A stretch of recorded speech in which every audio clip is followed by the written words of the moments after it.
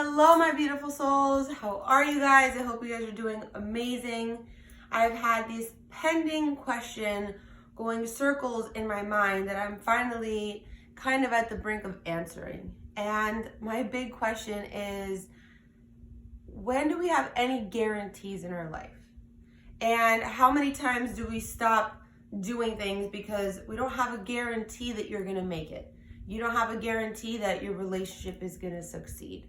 How many times, I guess, for the biggest thing is the relationships. How many times I personally haven't fully stuck my neck out. I haven't fully invested because there is no guarantee. There's no guarantee that if you fully invest, that it's going to give you back 100 of what you put in.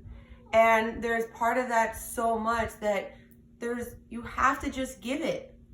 You have to take a risk in life, and that's been the biggest thing that you got to take a risk. You got to take a risk.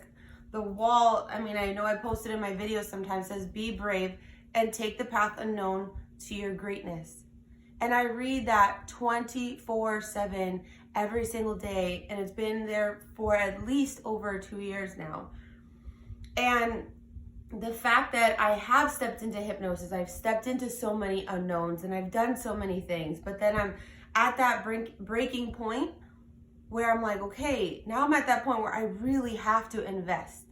I really have to put my time in and make videos if this is what I want to do. I really have to put my time in and study hypnosis and NLP and life coaching. And I have to invest. I have to immerse myself into my craft.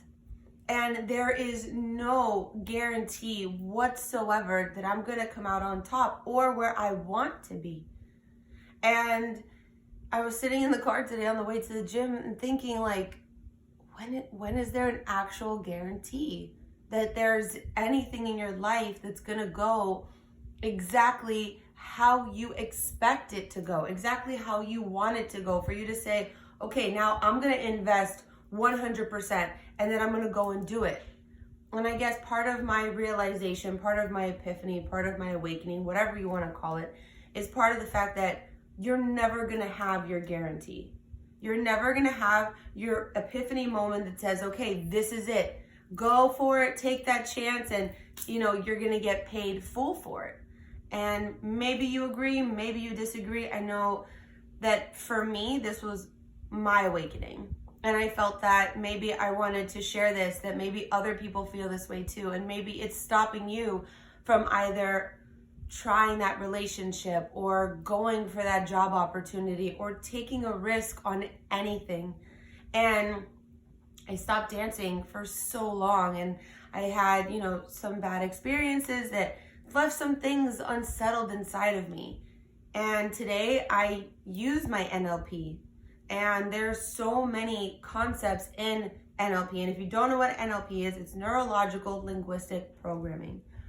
It helps you rewire your brain. It helps you linguistically, what you're talking to yourself about, how you're telling yourself things, what words you're using. It gives you visual perspectives on how to work with your brain. And I called my professor probably a week ago, and I'm like, I'm frustrated. I lost a couple people that I was working with. Like, my energy flow is messed up. Like, I just feel completely pushed away from what I was doing.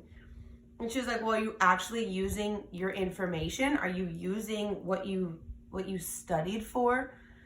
And a big part of me was like, no, I'm not using it. I am not physically using it on myself. And a part of me was scared. Like, I have to physically invest in something. I had jumped from nursing school into dance and now into this. And I finally found my pattern that I jump ship when I'm like, oh, it's getting to that breaking point where now you fully got to invest. And this is that moment where you're like, I don't know if I'm going to sink or swim. And then that's where majority of people basically go back. That's where you self-sabotage. That's where you're like, well, fuck this. I'm not going to put in my 100 because I don't know if I'm going to get my 100 back. And now I understand why the top 1% succeed and why there's not that many people that succeed, because in success, there is no guarantee. There is no guarantee in a successful company. There's no guarantee in a successful relationship, in friendship. There is no guarantee in anything. And it doesn't matter how much money you make, you save, you don't know what's going to happen, especially with the pandemic that we just are in the process. It's not even like it's gone. We're in it. We're still in it 100%. And we've literally been ripped from our commonality. We've been ripped from our day-to-day. Our security blankets are gone. Everybody is basically in a tizzy. Like, you don't know what's going to happen tomorrow. You don't know if your job's going to get closed down for another 6 months. You don't know what's going to happen. If there's anything that this pandemic, that 2020 has brought to your life, it should show you that there are no guarantees. And if you truly sit down and understand what that really means, what a guarantee means, it's, number one, probably going to scare the crap out of you if it hasn't already. And then, if anything, if you have that progressive mindset, it should throw you into a world where you're like, damn, like, there really is no guarantee. So instead of it closing you and making you more fearful, it should expand you and open your box and make your mind just go, wow, well, if there is no guarantee, then why am I stopping myself? And what can I do with the fact that I have no limits, I have no box, I have no guarantee? So now that you don't have a guarantee, you have so many things to choose from. You have so many things that you can try and do because you don't know if it's going to work.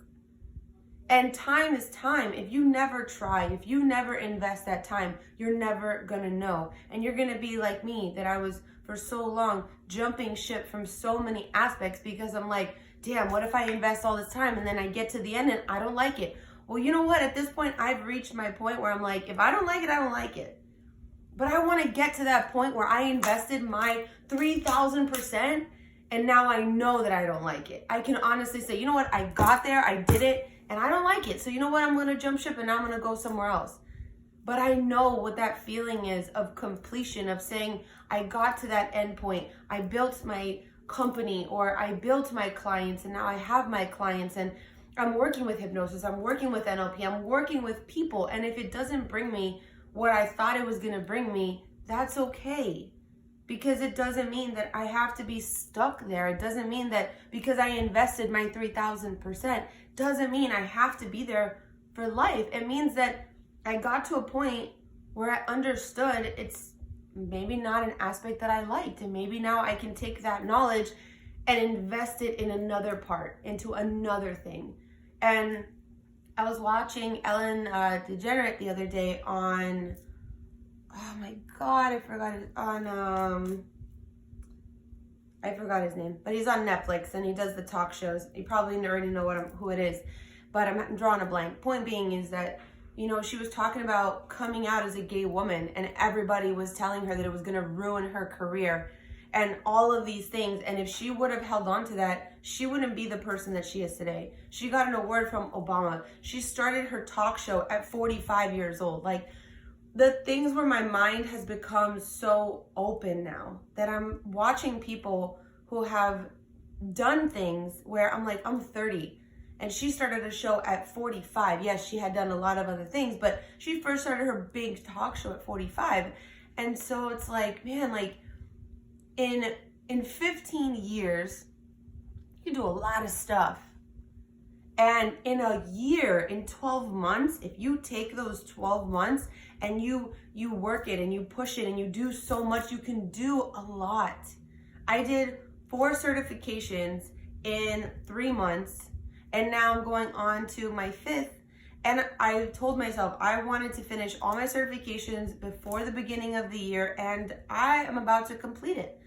My 5th one is about to happen, and I think I stopped myself. I started getting scared because once you take that next step and you complete that goal, what goes on from there? Now you have to keep investing. I have to keep investing. I have to keep going and seeing what that next level is for me. And I have to now step into a pond, into a huge ocean that I have no idea what the hell I'm doing. And stepping into some world that I don't know, but now it almost excites me. It entices me. it makes me happy. But I didn't start there. And for the past 2 weeks from today's date, I was stressed out. I was being very negative, very judgmental, emotional, irrational, my body like distraught. I wasn't meditating enough. Work was frustrated. My relationships were going off the walls. Like, I was like, what is happening? Even my money flow at the restaurant wasn't what it's normally been. And so since I've learned a lot about myself and I'm learning a lot more about myself, I start to see those things around me shifting. And I'm like, whoa, like what happened? Because your money flow is not there. Your relationships are shifting. You're getting agitated with people, like red flags all around the board. And so if you don't learn about yourself, you're not going to learn about those red flags, and you're not going to take the next step. You're not going to know you're self-sabotaging, and you're just going to keep in the same flow. So I went off on a little bit of a tangent, but it all kind of goes together at the end of the day. There is no guarantee. And to live a fulfilled life, to become the 1% or to have the life that you've ever wanted, you're going to eventually at some point have to make that step that you don't know what's going to be behind that door.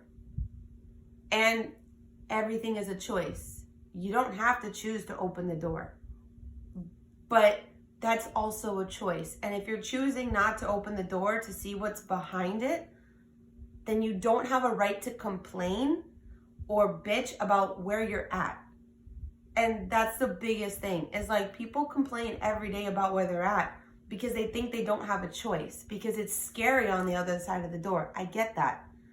100%, 1,000,000%. And coming up with staring at yourself, like Lisa Bilyeu and Tom Bilyeu say this, staring at your inadequacies nakedly and seeing the things that terrify you, seeing the things that are not pretty about your personality or your past, or self-sabotaging yourself in a moment where you probably could have had it all and you just like cowered and you ran away from it. It sucks.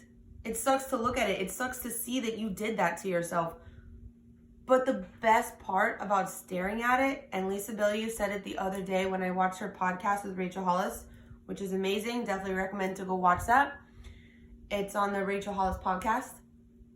She said, staring at it gives you your choice. It gives you your freedom back, because now that you stared at it, now you can say, okay, now I can change it.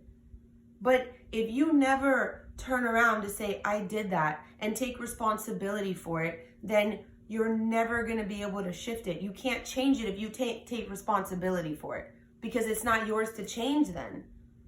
So, of course, everyone lives in that world where it's like, well, I can't change that because I didn't do that. Yes, you did. And the scariest part about taking responsibility for your actions, for your choices, for your decisions, is the fact that now you have the right and you have the choice to change it, to make it something that you want, to fuck up again, and then try again and fall again and try again. The world is limitless. It's boundless. It has no box around you. You create your space. You create your box. And I'm thankful that I had 2 weeks of misery, of basically judging myself, of having rough environments, of having negative energy around me, because I came with this clarity. I came with peace. I came with an understanding that has opened me to a point now where I'm like, I get it. I get what all the people that I have been following for years now, I understand what they're saying. And again, Rachel Hollis and Lisa Bilyeu said this, it doesn't make it any easier to understand. It actually makes it harder to understand it, because now in understanding that choice that you have to make doesn't mean it's an easy choice. It means now that you probably have to do harder. You have to put more work in. You have to do more to get to where you want to be, because now you see what it takes.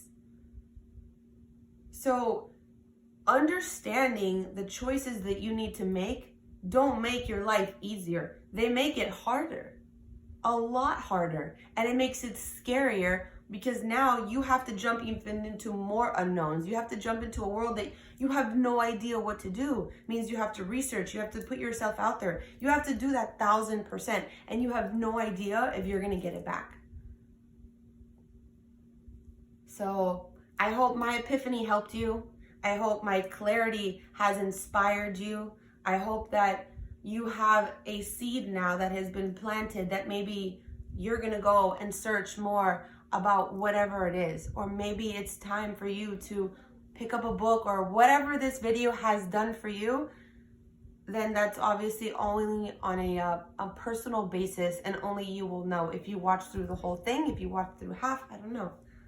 But as I start to become more confident in the woman that I'm becoming and the person that I have always wanted to be, these videos will come out a lot stronger and a lot more tenacious and with strength. Not with a voice that's timid and doesn't want to be judged or looked at it because I may have a different view than you, or because I have a different voice than you. I hope now that my videos are going to be so strong, but as well they come with compassion, they come with empathy, they come with hope and peace and love more than anything. But I want the delivery to be clean, but I want my words to be strong. And I learned that from someone that I don't know his name, and I'm sorry, but I'm not taking those words as mine. I definitely learned that from somebody else, and it really stuck with me. It stuck with me so much to understand that you don't have to be a bitch, you don't have to be rude to be confident, to know who you are, and to have a strong voice. But you can have empathy, you can have compassion, and you can have so much love in your heart, and to understand that your voice means the world. And if you don't use it, somebody out there is gonna, I guess, pay for it in a sense, because somebody may need that voice. Someone may need your words of wisdom. And I hope that these words help you. I hope that you take them however you need to take them. I always say this, and I always want to keep saying this, that I don't preach perfection. I don't think perfection exists in any way, shape, or form. I think that everybody is always on a process of evolution, growth, and progress. And so from my heart to yours, I love you. God bless you. I send you so much great vibes, so much beautiful peace in the world, and I love you.